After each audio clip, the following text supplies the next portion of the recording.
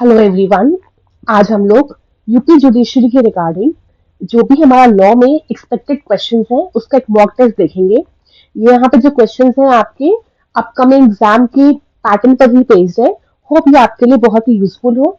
150 questions इसमें होंगे। देखिए, पहला क्वेश्चन, सुप्रीम कोर्ट जो है कब स्टैब्लिश हुआ था? 1950 में। ये आपका पास्ट ईयर क्वेश्चन भी है। इसमें मैक्सिमम क्वेश्चन जो है पास्ट ईयर के भी इंक्लूड कर रखे हैं और एक्सपेक्टेड क्वेश्चन भी। Next, article 343 of constitution, it declares Hindi as your official language, not the national but the official language of the union. Article 75 of the constitution में क्या बोला गया है? That ministers have to hold the office during the pleasure of who? The president. ठीक है, तो जितने भी हमारे काउंसिल ऑफ मिनिस्टर्स हैं and president and prime minister हैं, तो वो होल्ड करते हैं during the pleasure of the president अपने टेन्योर। नेक्स्ट, ये कुछ फीचर्स है। Consider the following statements that Indian constitution जो है वो अनरिटन है या रिटन है या based upon the government of India है। देखिए, it is not unwritten, it is written और हमारे गवर्नमेंट ऑफ इंडिया एक्ट 1935 पर ये बेस्ड है। Next, which of the following is not the directive principle of the state policy? देखिए, जो A and सी है ये हमारे क्या है? डायरेक्टिव प्रिंसिपल्स हैं। But to develop the scientific temper it is your not DPSP but the fundamental duty. Coming to question number 6, the president rule can be proclaimed in the state. State में हमें पता है article 356 है इसका respective article. यहाँ पे ये पूछा गया है, बोला गया है कि प्रेसिडेंट का रूल जो है कब प्रोक्लेम कर सकते हैं हम स्टेट में। दो तरह से कर सकते हैं कि अगर president on the receipt of report from the governor दे, या फिर कोई और तरह भी, अदरवाइज ऑल्सो सेटिस्फाइड हो जाए प्रेसिडेंट कि हाँ सिचुएशन ऐसी अराइज हो गई है कि प्रेसिडेंट रूल जो है इम्पोज करना ही पड़ेगा।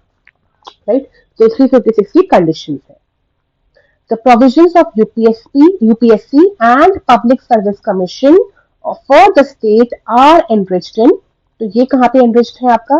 देखिए, यहाँ पे आप कंफ्यूज मत होइएगा। यहाँ पे जो आपका आएगा it will be the C answer, part 14 chapter 2 315 से लेकर आपका 323 तक। Right, the correct answer is सी।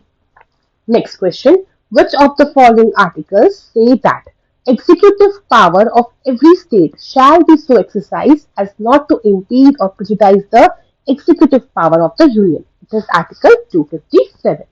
तो आपको आर्टिकल्स जो है सारे पढ़ के जाने ही है। Next, the president of India is, वो कौन होता है? He is the supreme commander of the defence forces of the union and also he is the executive head of the union. Next, और ये ध्यान रखिए that president he is only the formal head. ठीक है, actual head is the prime minister in India. If the president wants to resign, तो वो कैसे resign कर सकते हैं? By signing to the vice president अपना resignation letter. The power to grant pardon and reprieve or remission of the punishment under article 72 is exercised by the president on the advice of the council of ministers. तो जो भी कुछ president करता है, वो जो president काम करता है that is on the aid and advice of the council of ministers only. ये हम देखते हैं इसके रिस्पेक्टिव आर्टिकल्स, अमेंडमेंट्स 42 एंड 44 भी है। Next, zero hour. अब यहाँ पे आपको क्वेश्चन आर क्या होते हैं, जीरो आर क्या होते हैं, ये सब भी आपको पढ़ते जाना है। Who is the whip? ठीक है, तो क्वेश्चन भी आया हुआ है that zero hour is the hour when the matters of the utmost importance are raised.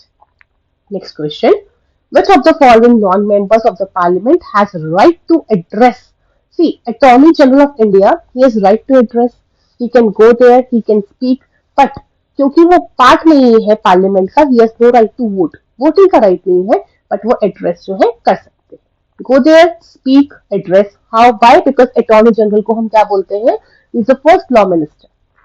Next, which of the following writs is called as the bulwark of the personal freedom? That is habeas corpus. क्योंकि why? क्योंकि अगर कोई person detained है without any reason, तो आप liberty उनकी ले सकते हैं by this habeas corpus writ petition. Who was Chief Justice of India when PIL was introduced in Indian judicial system? Is justice P N. Bhagwati. और ये बहुत इंपॉर्टेंट है, ये एमपी जुडिशरी में भी लास्ट टाइम आया था। In the case of conflict between the center and the state, who will win? ठीक है, in respect of including in the concurrent list. So who will win, who will prevail? That is union law. But अगर state जो है president का assent ले ले, reserve कर दे, तो फिर state law will prevail. Next, the total number of ministers, including the prime minister, shall not exceed the 15%. ये किस अमेंडमेंट से आया था? 91st amendment act. अमेंडमेंट बहुत इंपॉर्टेंट है आप सबके लिए। Next, in which of the following cases it was held that जो प्रीएम्बल है it is the part of a constitution, that is Kesavananda Bharati versus state of Kerala. और पार्ट नहीं है वो re Berubari case. Supreme Court appointed the inquiry committee to probe the Prime Minister Modi security breach, जो पंजाब जाते हुए इनकी हुई थी, तो उसमें जो कमेटी के हेड थे that was justice Indu Malhotra. Next case, ये हम अपना रीसेंट जजमेंट के भी सीरीज में डील कर चुके हैं case, that the supreme court held that freedom of speech and expression also extends to reporting the proceedings that happen in the courts, including the oral observations made by the judges. It was held in Chief Election Commissioner of India versus M.S. Vijay Bhaskar. फिर जजेस of ICJ कैसे elect होते हैं? दोनों elect करती है general assembly भी and security council भी इंडिपेंडेंटली, ठीक है, अलग अलग इलेक्ट करती है, और जो हो जाते हैं क्लियर वो ही जजेस बनते हैं। टर्म क्या होता है उनका? 9 years। अब ऐसी कौन सी इंडियन वुमेन है फर्स्ट जो international tribunal for the sea laws of seas की हेड हुई थी? शी वॉज नीरू चड्ढा, ठीक है। अभी ये 2 साल पहले न्यूज में बहुत ज्यादा था। And the law of seas 1982, right. Next चलिए, अगर हम द हेडक्वार्टर ऑफ वीपो world intellectual property organisation is Geneva. उसके बाद अगर हम देखते हैं कि यूनाइटेड नेशंस ने यूडीएचआर का अडॉप्ट किया, दैट इज 10 दिसंबर 1948। इसलिए 10 दिसंबर को ह्यूमन राइट्स डे के हिसाब से भी सेलिब्रेट करते हैं। अब what is the width of the economic zone, what is the width of the excluded economic zone in the international law? That is 200 nautical miles. और हमारा टेरिटोरियल जोन कितना होता है? 12 nautical miles. It is 12 nautical miles. Next, declaring diplomat persona non grata is the right of the answer is the receiving state, not the D, receiving state. Receiving state है वो declare कर सकती है person as persona non grata, right. ये आपके article 9 में given है diplomacy act के अग्रीमेंट के। नेक्स्ट, अगर हम चलते हैं, who among the following put the international law as the positive morality? See, positive morality international law किसने बोला? ऑस्टिन ने बोला, because according to the Austin international law is not a law, law ही नहीं है, ठीक है। Next, the end of the law should be to satisfy the maximum wants with the minimum friction. ये किसने बोला था? रॉस्को पाउंड ने। Next, right in re Elena means the right over the property of someone else, not your property. Why? क्योंकि इसमें आप mortgage, lease and all these are covered. Formal sources of law according to Salmond are those sources of law from which the law derives its force and the validity. ठीक है। Next, अब ये मैं आपको important articles की series में भी cover करा चुकी हूँ, that under which article of UN charter security council के पास पावर है to use the force against the state in the self defence, that is article 42। क्योंकि बहुत इंपॉर्टेंट आर्टिकल वहां मुझे बताया गया था, मैंने आपको बताया था, इसलिए देखिए पूछा भी गया है। Next, the law of nation of international law is the name for the body of customary and treaty rules which are considered legally binding by the civilized state in their intercourse with each other. अब ये बहुत important definition है, इसी definition से ही बाकी definition भी जो है डिराइव हुई है। ये डेफिनेशन बोली गई थी by opinion. Then development of international law through the political organs of the United Nations, ये किसने बोला गया है? That Rosalyn Higgins. Next question, in which of the following cases the retroactive effect of recognition was held? That is Civil Air Transport Incorporated versus Civil Air Transport Corporation. Next question, Indian first Nobelist in the economics is Dr. Amartya Sen. बहुत सारे हमारे पास इनकी books भी है। हमारा Indira Gandhi international stadium कहाँ पे है? हल्द्वानी में है। मोदी स्टेडियम जो हमारा अभी रिसेंटली बना है वो कहाँ है? गुजरात में है। नेक्स्ट, ब्रिक्स का हेडक्वार्टर कहाँ है? That is Shanghai, China. और इस बार की ब्रिक्स समिट कहाँ हुई थी? चाइना में ही हुई थी। Next of course south Africa में होगी, बिकॉज ये BRIC के अकॉर्डिंग चलता है, ठीक है। Next, in which of the following cases Supreme Court has refused to lay down any yardstick for granting the reservation in promotion to scheduled caste and scheduled tribe? That is Jarnail Singh versus Lakshmi Narayan 2018 judgment. Recently, which ministry has prepared a draft national air sports policy to promote the air sports in India? Of course, Ministry of Civil Aviation. Okay. Next, India is a member of which of the following organization? India is member of both Commonwealth also, Asian Development Bank also, and ALCO. ALCO is Asian African Legal Consultative Organization because India lies in the Asian area. Next, which mobile app has been launched to make it easier for the people to follow the parliamentary proceedings and their lawmakers? That is Digital Sansad. Now, in which recent judgment the apex court held that daughters will be entitled to inherit the self-acquired property from their father. देखिए ये एक important judgement है जो हमारा आया था Vinita Sharma case के बाद आया था, ठीक है। That is Arunachala Gounder versus Punnuswamy. वैसे तो ये आपका हिंदू लॉ का जजमेंट है, but because it covers women right to property, तो ये एक आपका आर्टिकल 15 क्लॉज 3 में भी राय करता है। That's why it can be asked. Which system has been launched by the Ministry of Forest Environment and Forest Change to give quick environmental clearance? That is star rating system. The Union Ministry of Road and Highways has notified new rules according to children, under which 4 years of age के जो children है, they have to wear helmets and safety if they are on the two-wheeler. Next, Supreme Court observed that essential condition of an unlawful assembly that its membership must be 5 or more. ठीक है, होने चाहिए, but it is not necessary that वो court में आए. But that was held recent judgment है ये आपका Mahindra versus state of MP. अब 18 से 21 इयर्स करने के लिए जो लॉ आया है, ठीक है, that has been for the increase in the age of marriage of the women. और पहला एक एक्ट था शारदा एक्ट। शारदा एक्ट को भी हम बोला जाता है उसके लिए था जब आपका ये हिस्टोरिकल पीरियड में आया था, जिसमें एज जो है मैरिज की बढ़ाई गई थी 14 इयर्स तक, 10 से 14 इयर्स।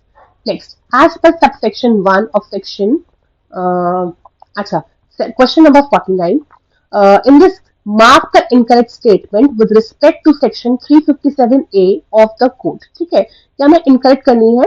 तो अगर हम देखते हैं the state government shall prepare the victim compensation scheme. No, the state government in the coordination with the central government, ठीक है, वो प्रिपेयर कर रही है, तो अकेले स्टेट गवर्नमेंट नहीं कर रही है। सो B is right.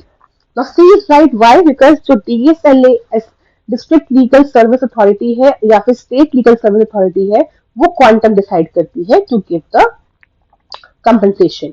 And last, अगर वो ट्रायल कोर्ट सेटिस्फाइड नहीं है कि हाँ जो कंपनसेशन 357 में दिया गया है, तो आगे रिकमेंडेशन के लिए और दिया जा सकता है। तो rest 3 are correct but first one was not correct. तो ऐसे भी क्वेश्चंस आपको ध्यान से पढ़ने हैं विच इज इनकरेक्ट, ठीक है। Next question, withdrawal from prosecution, ये कहाँ पे कंटेन्ड है? सेक्शन 321 में। तो अगर प्रोसिक्यूशन से विड्रॉल हो जाता है, तो अगर तो चार्ज फ्रेम हुआ था that will amount to acquittal, और अगर चार्ज फ्रेम नहीं हुआ था तो हम डिस्चार्ज बोलेंगे उसे। नेक्स्ट, अगर एप्लीकेशन जो है 257 ऑफ CRPC में फाइल्ड है, तो एक्यूज क्या हो जाएगा? एक्विटेड, ठीक है। तो या तो कौन सा ट्रायल है? समन ट्रायल। नेक्स्ट, जब वॉरेंट ट्रायल में लेकिन वो एक्विट नहीं होता है, वो डिस्चार्ज होते हैं। नेक्स्ट, 315 ऑफ CRPC में पर्सन जो है, जो एक्यूज्ड है, he can be the competent witness. कैसे? जब वो खुद से रिक्वेस्ट करे, ठीक है, तो वो खुद से रिक्वेस्ट करे तो वो कॉम्पिटेंट विटनेस हो सकता है अपने लिए ही। At the time of the appearance of the accused before the magistrate in a summon case, it is not necessary कि summon case ऐसे केसेस होते हैं जो 2 साल से कम भी जिनकी पनिशमेंट होती है, यहाँ पे फॉर्मल चार्ज जो है फ्रेम करने की रिक्वायरमेंट नहीं है, ठीक है। Formal charge is not required to be framed and क्या कहते हैं पर्सन जो है जा सकता है, generally he can tell that ये है एंड एविडेंसेस लेके जो है आपका, इट इज सेक्शन 251। तो फॉर्मल चार्ज की framing is not required in the section 251। Next, which of the following offences are summarily triable under this code? कौन से जो ऑफेंसेस है इनका समरी ट्रायल हो सकता है? देखिए 260 और 261 में बताया गया है, ठीक है। 260 में बताया गया है कि किन किन का समरी आप ट्रायल कर सकते हो, तो वो आपको पढ़ के जाने हैं। जैसे ट्रेसपास के रिगार्डिंग है, ठीक है।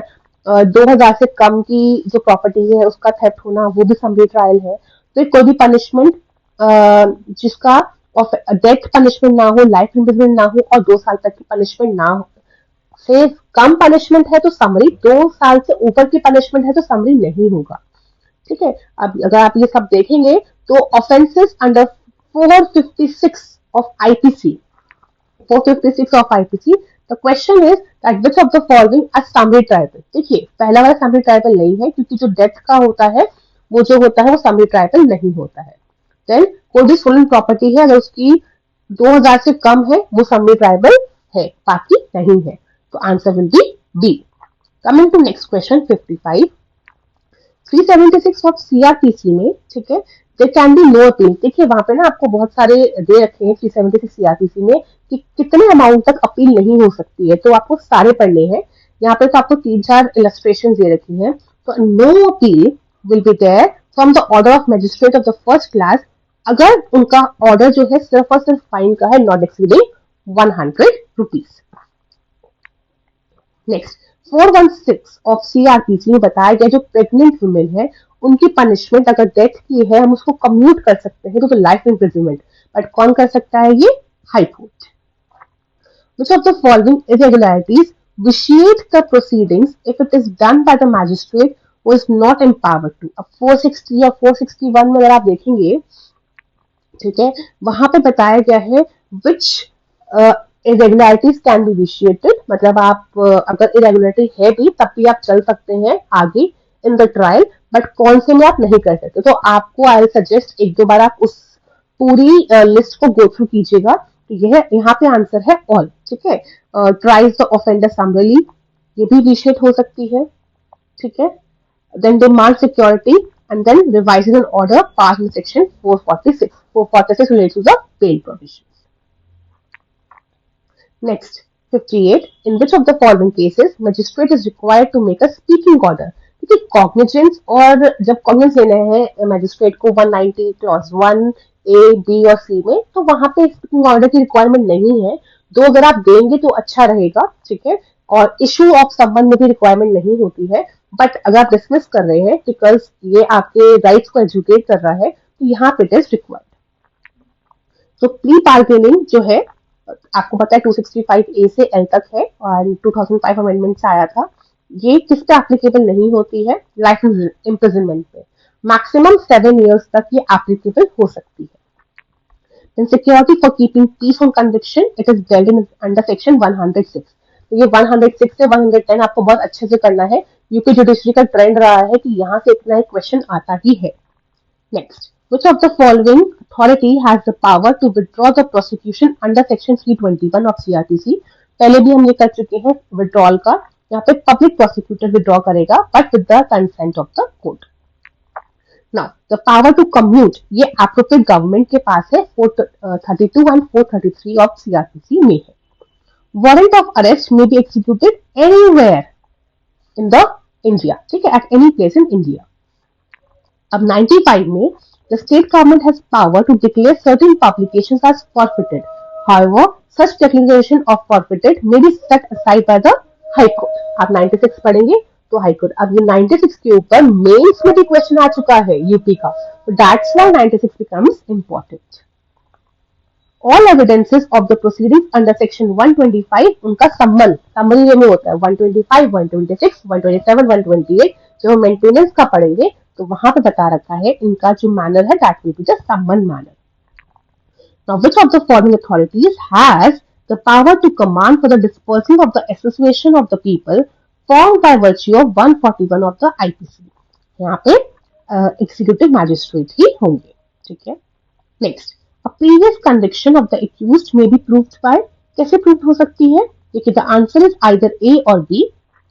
अगर आपको प्रीवियस कन्विक्शन प्रूव करना है तो या तो आप जो सर्टिफिकेट है जेल अथॉरिटी का वो तो प्रूव कर दीजिए, या फिर वो वारंट जहां पे बताया गया था he has been convicted, ठीक है। 68, which of the following is not a relevant fact under section 9?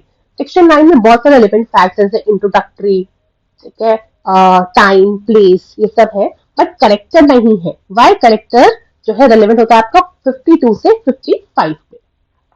69, the person whose statement is admitted under section 32. 32 is dying declaration. That person may or may not be competent to testify. मतलब यहाँ पे ये बोला गया है, हो सकता है जो पर्सन जिसने डाइंग डिक्लेरेशन दिया हो 32 में, वो आपने ले लिया हो एज एविडेंस, क्योंकि वो तो बाद में मर गया ना, ठीक है, कि may or may not be competent to testify, मतलब वो 18 ईयर से कम हो, ठीक है। This is what they are trying to say. Next 70, dying declaration is admissible in both civil also criminal also. तो ये आपको ध्यान रखना है, ये हर प्रोसीडिंग में हो सकता है, ओरल भी हो सकता है और रिटन भी हो सकता है। इसको हम किसके आगे बना सकते हैं? एनी पर्सन, चाहे वो डॉक्टर हो, चाहे वो पुलिस ऑफिसर हो, doesn't matter. Now it can form the sole basis of the conviction without the corroboration. Though the rule of law, prudence ये बोलता है कि sole basis of conviction हो सकता है, but prudence says that कि हमें corroboration की requirement है ताकि कुछ गलती ना हो, ठीक है। Now, time declaration to be admissible, it can be made before the magistrate, police officer, doctor, or private person, any person. Time declaration, the course of business is under section 32 clause 2, ठीक है। And declaration as to the custom is under section 32 clause 4. ये आपको सारे जो rights हैं आपको learn करने हैं, ठीक है। Then declaration under section 32 clause 4 is for the public rights and not the private rights. This is important. Now opinion of experts is relevant under section 45. अब opinion of expert जो होता है that is not the conclusive proof. वो जो expert का opinion है वो सिर्फ और सिर्फ एक weak evidence है, पहली बात तो, ठीक है, और ये सपोर्टिव और कोलैबोरेटिव इन नेचर है। अब जुडिशियल नोटिस के बारे में कहां बताया गया है, यहाँ पे the fact of which the judicial notice is to be taken are stated in section 57। 56 और 57 में जुडिशियल नोटिस के बारे में है। 56 बोलता है कि जिनका जुडिशियल नोटिस आपने ले लिया है वो प्रूव करने की रिक्वायरमेंट उनको नहीं है, they did not be proved. और 57 बताया गया है ऐसे कौन से फैक्ट्स है, पूरी लिस्ट बताई गई है जिनका जुडिशियल नोटिस जो है लिया गया है, लिया जाता है या लिया गया है।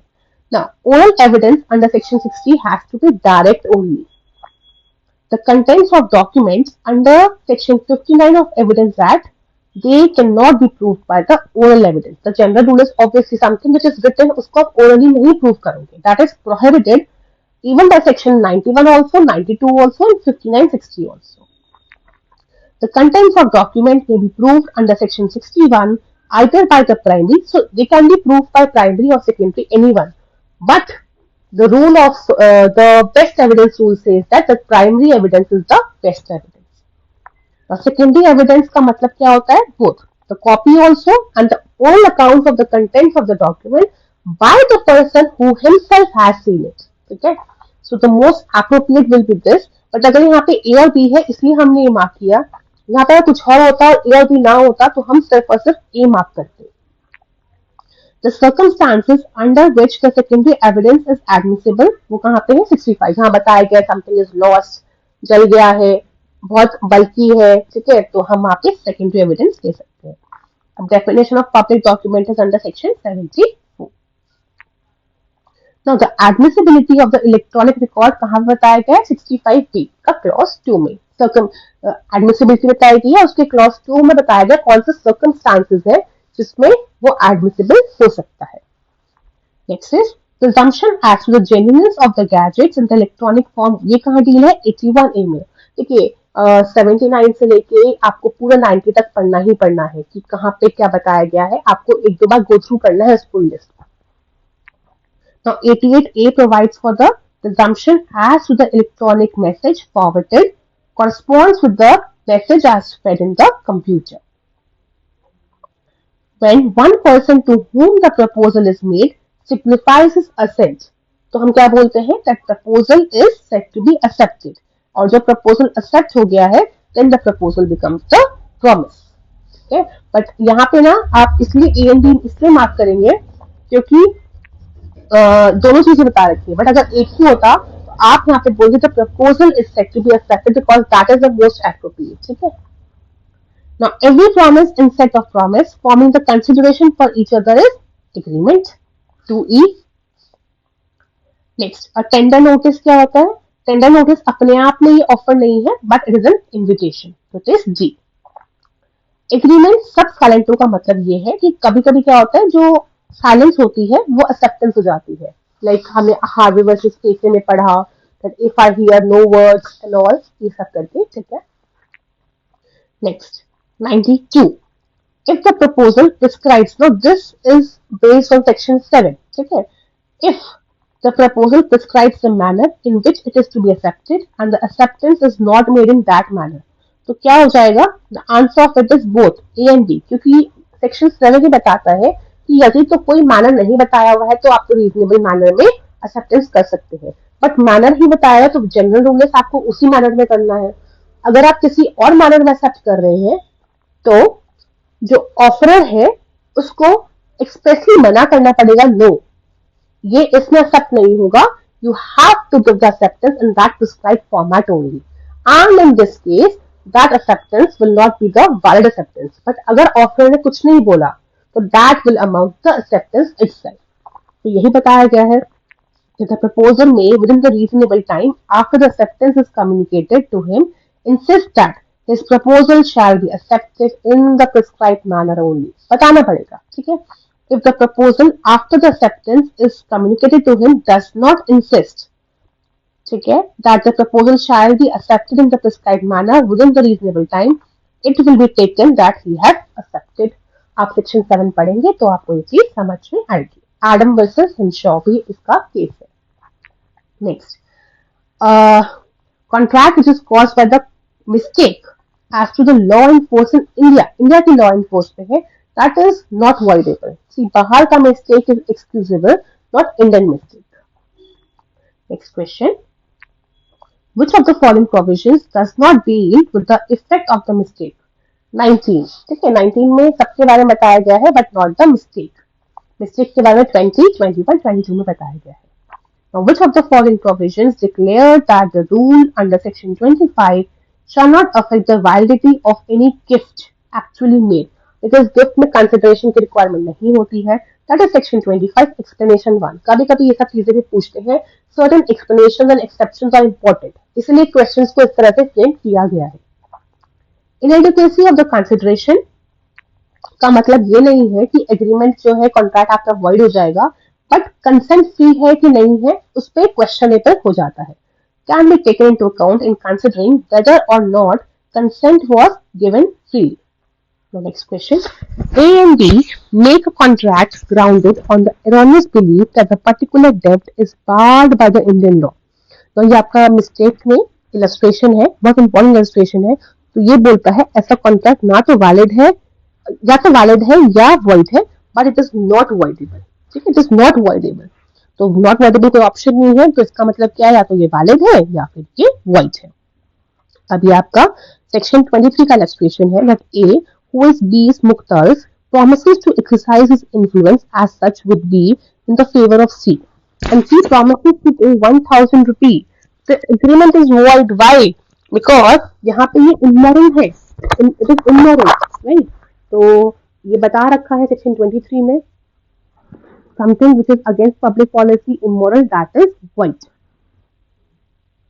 The agreement, the section 41 requires actual performance of the original promise. ठीक है. Original promise जो है वो नॉट द सब्स्टिट्यूटेड वन.